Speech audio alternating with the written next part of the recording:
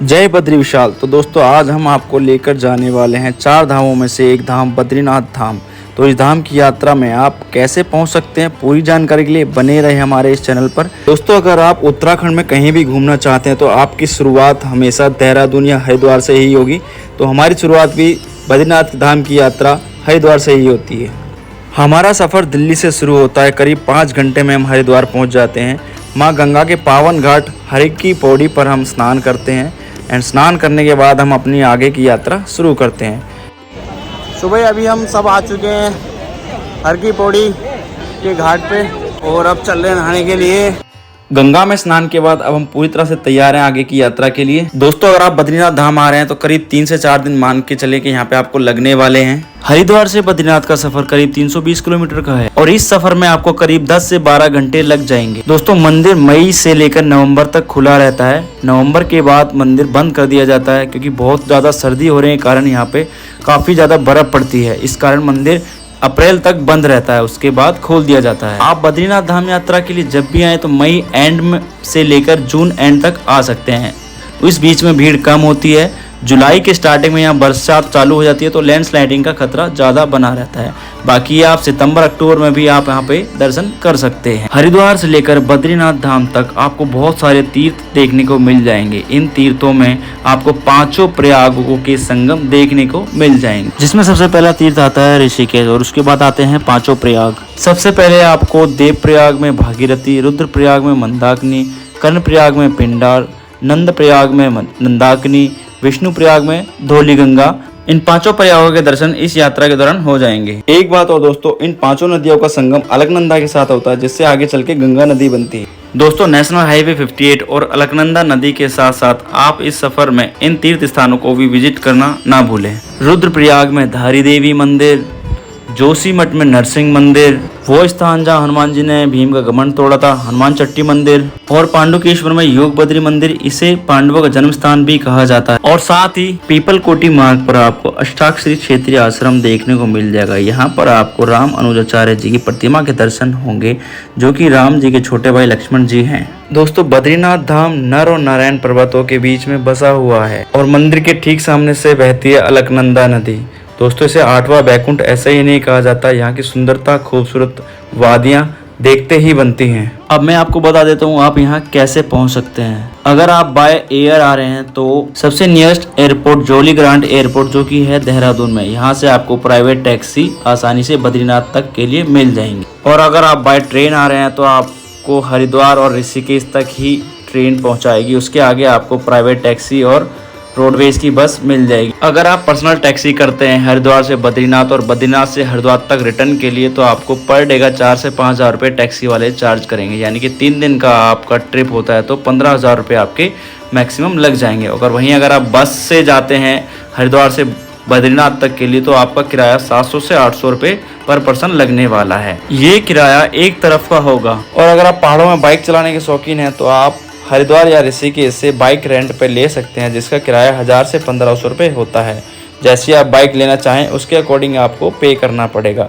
इस बाइक में तेल आपको खुद डलवाना पड़ेगा और इसको लेने के लिए आपको अपनी आईडी वगैरह दिखानी पड़ेगी। आप यहाँ अपनी गाड़ी से भी आ सकते हैं, बट जब भी आए पेट्रोल और डीजल फुल करा के आए। CNG पहाड़ों में नहीं मिलती है। पेट्रोल पंप के ऑप्शन ज़्यादा आपको नहीं देखने को मिलेंगे, तो आप जब भी आएँ अपनी गाड़ी का तेल फुल करवा के आएँ। तो भाई अभी आने यहाँ रोकी एक जगह पे, तो यहाँ का व्यू चेक करो। घास के मैदान है, साइड में अलकनंदा बहरी है और यहाँ पे हमने ये पैकेज अपना चद्दर बिछा ली है। राजेश लगा हुआ है तैयारी में। अब यहाँ बनाएंगे पास्ता और सूप, उसके बाद आगे का सफ़र तय करेंगे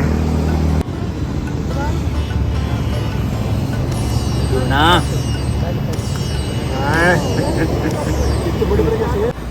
तो भाई हमारे पास्ते में उबाल आ चुका है, बस 5 मिनट में रेडी है। तो भाई पास्ता बन चुका है, सर्व हो चुका है और सब खा रहे हैं भाई पहाड़ों की हंसी वादियों में पास्ते के साथ। तो भाई करीब इस जगह पे हमने 2 घंटे स्पेंड करे हैं पूरे और ये यादगार रहने वाले हैं हमेशा हमारी ज़िंदगी के लिए। बहुत अच्छा लगा। अब चलते हैं आगे के लिए। अब देखते हैं अगला स्टॉप हमारा कहाँ होता है। ये कहाँ घुस गया भाई तू? हरकतें सूझती हैं इसको। दोस्तों अगर आप 4 धामों में से किसी भी धाम की यात्रा के लिए जा रहे हैं तो अपना रजिस्ट्रेशन जरूर करवाएं। रजिस्ट्रेशन ऑनलाइन ऑफलाइन दोनों तरीके से हो जाता है। ऑफलाइन रजिस्ट्रेशन आप हरिद्वार और ऋषिकेश से करवा सकते हैं। इनके ऑफिस बस स्टैंड के पास आपको आसानी से मिल जाएंगे। रजिस्ट्रेशन करवाने के लिए आपको अपनी आईडी प्रूफ दिखाना होगा। और ऑनलाइन रजिस्ट्रेशन के लिए आपको उत्तराखंड की वेबसाइट उत्तराखंड टूरिस्ट केयर पर जाकर भी अपना रजिस्ट्रेशन कर सकते हैं, या फिर आप गढ़वाल मंडल विकास निगम यानी कि GMVN पर भी जाकर 4 धाम की यात्रा के लिए रजिस्ट्रेशन कर सकते हैं, या फिर आप 8394833833 इस नंबर को सेव करके अपने फ़ोन में व्हाट्सएप के थ्रू भी 4 धाम की यात्रा के लिए रजिस्ट्रेशन कर सकते हैं। और अभी हम पहुंच चुके हैं जोशीमठ। ये जोशीमठ वही है जहाँ NTPC का प्रोजेक्ट चल रहा था, वहाँ दरार आ गई थी, तब खाली करवा दिया था।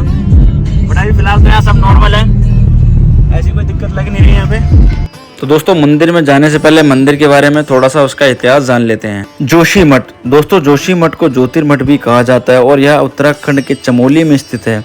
और यहाँ है भगवान विष्णु के रौद्र अवतार का प्रसिद्ध मंदिर, जिसे नरसिंह मंदिर के नाम से भी जाना जाता है।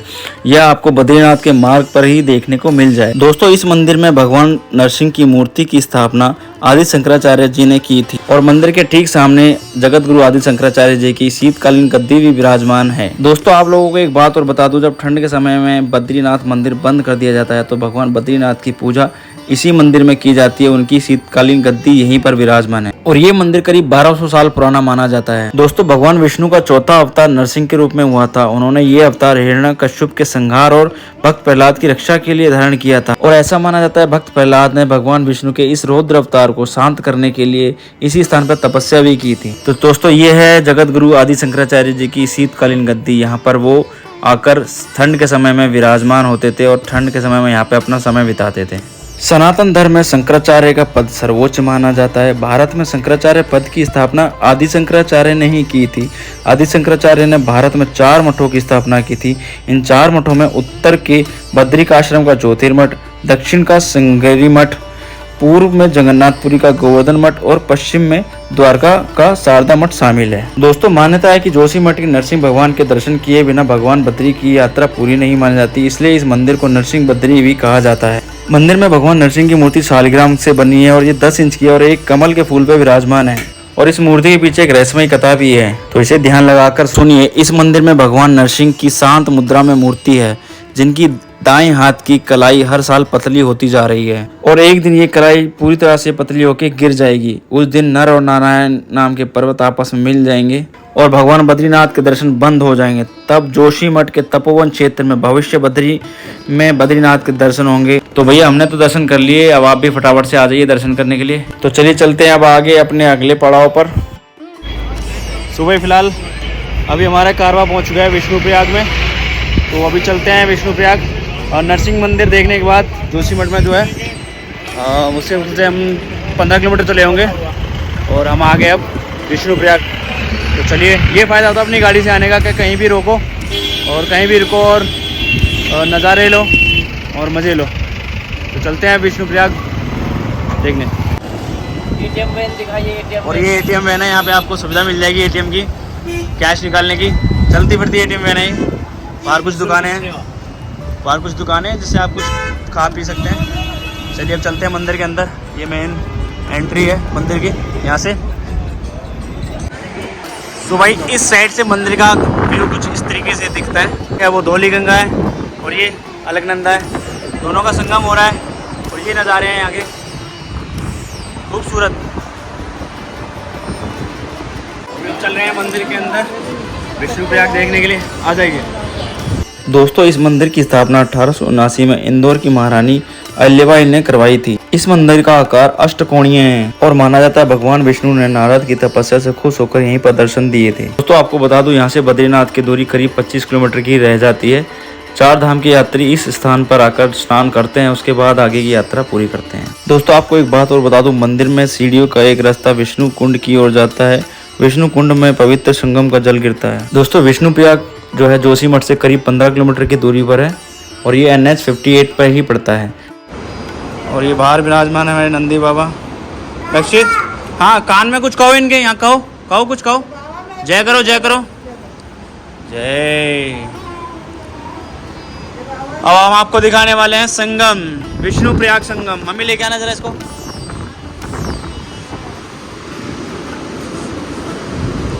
अमेजिंग। एक नदी जो है यहाँ से बह रही है और एक यहाँ से, दो नदियाँ मिल गई आपस में तो बन गया संगम। इसे कहते हैं विष्णु प्रयाग संगम। ये जो है अलकनंदा है और ये धौली गंगा। चलिए संगम को थोड़ा और करीब से देखते हैं नीचे चल के। संगम का रास्ता भाई यहाँ से है, चलते हैं फिर। भाई पानी का बहाव का साउंड चेक करो कितना तेज आ रहा है। तो फिलहाल अभी हम खड़े हैं बिल्कुल नीचे। ये है अलकनंदा और ये है धौली गंगा और हम हैं बिल्कुल नदी के पास में। बिल्कुल नदी जहाँ से बह रही है बिल्कुल वहीं, बस थोड़ा नदी दूर है हमसे, पानी का जो भाव थोड़ा दूर है और हम बिल्कुल यहाँ खड़े हैं किनारे पे। बहुत अच्छा लग रहा है। भाव चेक करो कितना तेज है इधर से। धौली गंगा बहुत तेज बह रही है, अलकनंदा का भी भाव अच्छा है और धौली गंगा ज़्यादा तेज है। तो भाई फिलहाल अभी हमने पांडुकेश्वर पार किया है और पांडुकेश्वर जैसे ही पहुँचे हम, वहाँ गाड़ियों की इतनी सारी भीड़ लगी हुई थी आने और जाने वालों की। वो एक मेन पॉइंट है, वहीं से होकर सारी गाड़ियाँ गुजरती हैं। बट हम जब एंटर कर रहे तो हमें वहाँ पर रजिस्ट्रेशन अपना दिखाना पड़ा था, यात्रा पर्ची जो हमने ऑनलाइन व्हाट्सएप से की थी।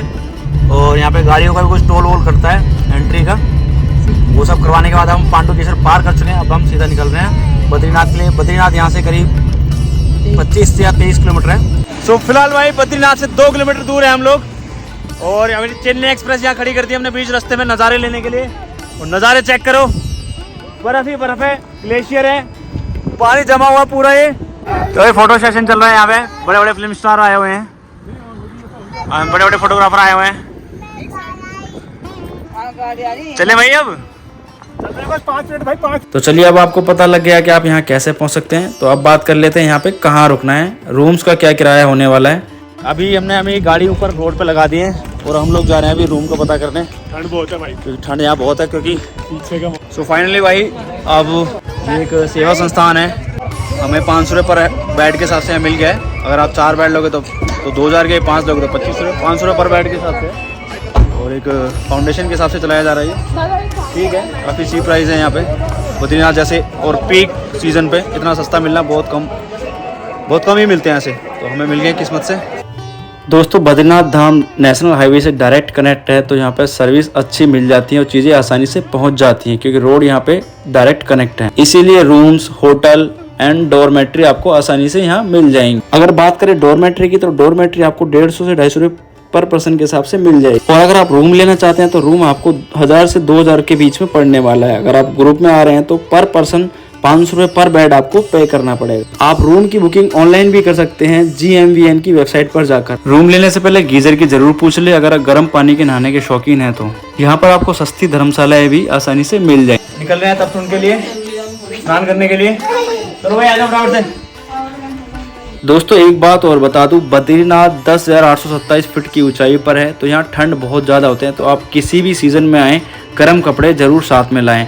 एंड एक बेनिफिट यहाँ पे ये भी है कि यहाँ नेटवर्क अच्छा मिल जाता है, नेटवर्क का कोई इशू नहीं है यहाँ पे। तो नेटवर्क आपको आसानी से मिल जाएगा, इंटरनेट आपका चलता रहेगा। पर फिर भी आप पहाड़ों में जब भी आओ कैश कैरी करके ज़रूर लाएँ। इंटरनेट कई बार बंद हो जाता है तो आपको दिक्कत हो सकती है, UPI के भरोसे ना रहे, कैश कैरी करके जरूर लाएं। भाई बिल्कुल केदारनाथ वाली फील आ रही है यहाँ पे। वादियाँ चेक करो मेरे पीछे। एक चीज़ और बता दूँ कि अगर आप रोड पे ही गाड़ी खड़ी करके होटल चेक करोगे ना तो बहुत महंगे मिलेंगे।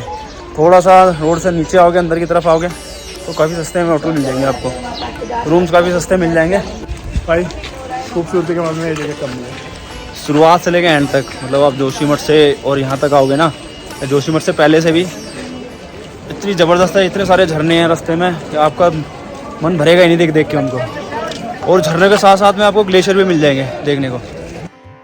दोस्तों आपको एक बात और बता दूं, मंदिर तक की ट्रैक करीब 1 से 1.5 किलोमीटर तक की है। आप कहीं भी स्टे करें वहां से आपको 1 से 1.5 किलोमीटर चलना ही पड़ेगा। अगर आपको चलने में प्रॉब्लम है तो आपके लिए वहां पे पिट्ठू और पालकी मिल जाएंगे, जिसका किराया 500 से 700 के बीच में होता है। वो आपको मंदिर से पहले ही उतार देंगे। तो राजेश मुझे अभी कुछ बताने वाला है, क्या बता रहा है? बहुत अच्छी चीज़ है। देखो देखो, मेरे को बताइए किसी लोकल ने, ये देखिए नदी की तरह दिख रहा, थोड़ा जूम करो तब दिखाई देगा भाई। ठीक है, ये नदी की तरह दिखाई दे रहा है। ये है नाग नागिन का जोड़ा और वो देखो फन है वो ऐसे करके, ये पूछे हैं और वो फन है ये यहाँ पे, ये दो इसको नाग नागिन का जोड़ा बोलते हैं।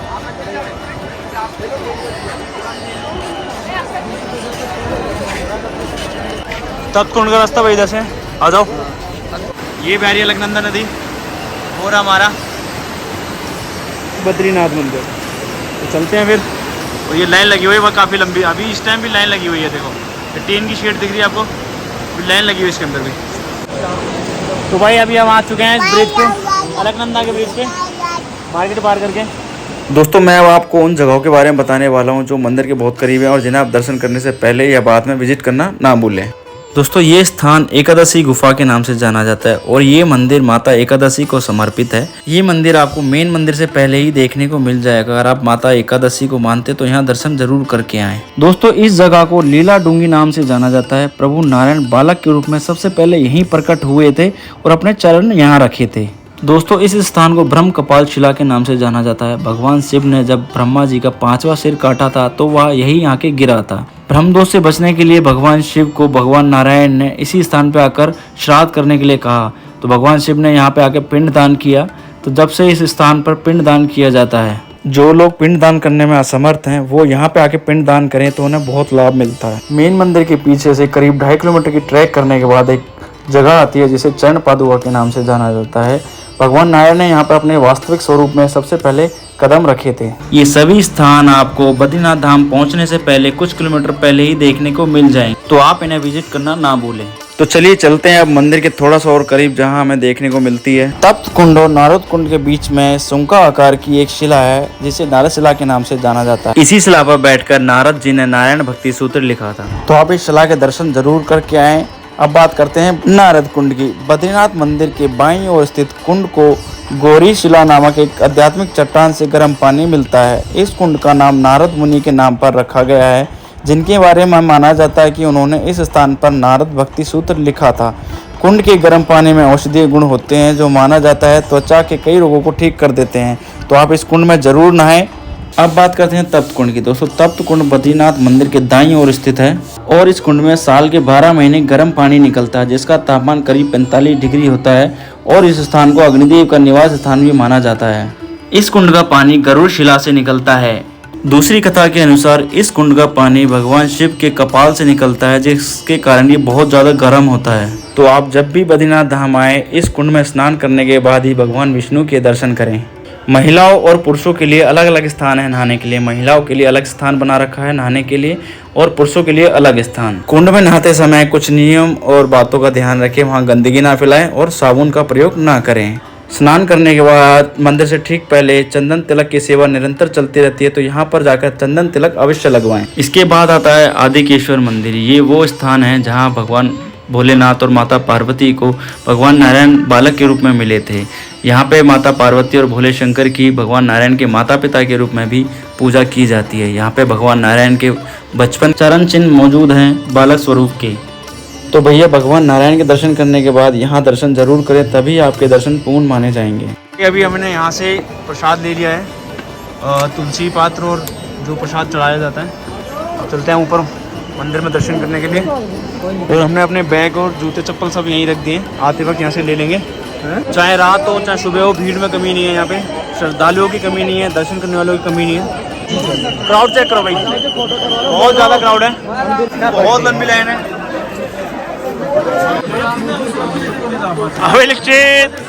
जहाँ भी दर्शन कर रहे हैं सुबह ही करें हैं, बट भगवान की इच्छा थी कि हम शाम को दर्शन करें, शाम को दर्शन कर रहे हैं। जय बद्री विशाल।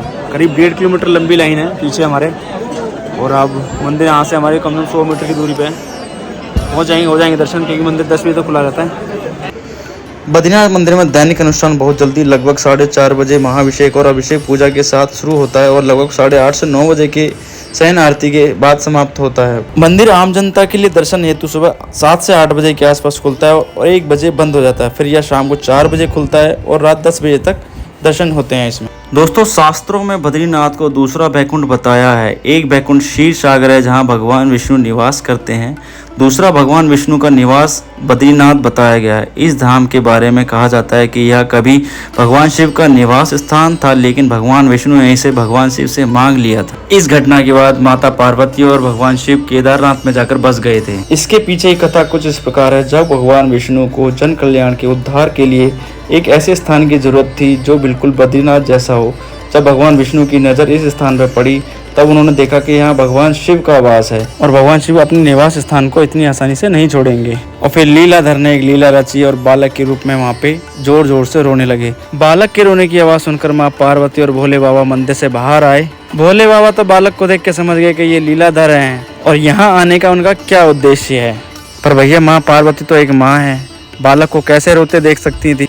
भोले बाबा के कई बार मना करने के बाद भी वो उस बालक को लेकर मंदिर के अंदर आ गईं। फिर क्या था, भोले बाबा माँ पार्वती बालक को मंदिर के अंदर छोड़ के चले गए स्नान करने। जब स्नान करके लौटे तो भैया गेट अंदर से बंद था, क्योंकि लीलाधर जी ने अपनी लीला कर दी थी। और जब गेट खुला तो देखा कि नारायण पद्म आसन में चतुर्भुज नारायण श्री हरि बैठे हुए हैं। तब श्री विष्णु जी ने कहा कि मुझे आपका यह स्थान जन कल्याण के उद्धार के लिए, तपस्या के लिए चाहिए। तब फिर जाके माँ पार्वती और भोले बाबा को वो स्थान छोड़ना पड़ा और वो जाकर बस गए केदारनाथ में। तो फाइनली इस मंदिर के पीछे की कहानी यही है। दोस्तों आप लोगों को एक बात और बता दूं, आदि शंकराचार्य जी ने 9वीं शताब्दी में बद्रीनाथ को एक तीर्थ स्थल के रूप में स्थापित किया था। मंदिर की 3 संरचनाएं हैं, गर्भगृह, दर्शन मंडप और सभा मंडप। दर्शन मंडप में विष्णु जी प्रतिमा विराजमान है, वहीं सभा मंडप में बजरंगबली, माँ लक्ष्मी, गुरु आदि शंकराचार्य जी की प्रतिमाएं विराजमान हैं। तो फाइनली 1 घंटे लाइन में लगने के बाद गर्भगृह से होते हुए दर्शन मंडप में भगवान नारायण के दर्शन करने के बाद हम पहुंच गए सभा मंडप में, जहां हमने कुछ देर ध्यान किया। जय बद्रीनाथ, जय बद्री विशाल। तो भाई दर्शन तो बहुत अच्छे हो गए। मंदिर के अंदर फोटो वीडियो अलाउड नहीं था तो बना नहीं सके। अभी मंदिर के बाहर आ चुके हम दर्शन करके, प्रसाद चढ़ाया, चुन्नी बांध दिए और अब मंदिर की परिक्रमा करेंगे। मंदिर के अंदर व्यवस्था बहुत अच्छी है। जय बद्रीनाथ।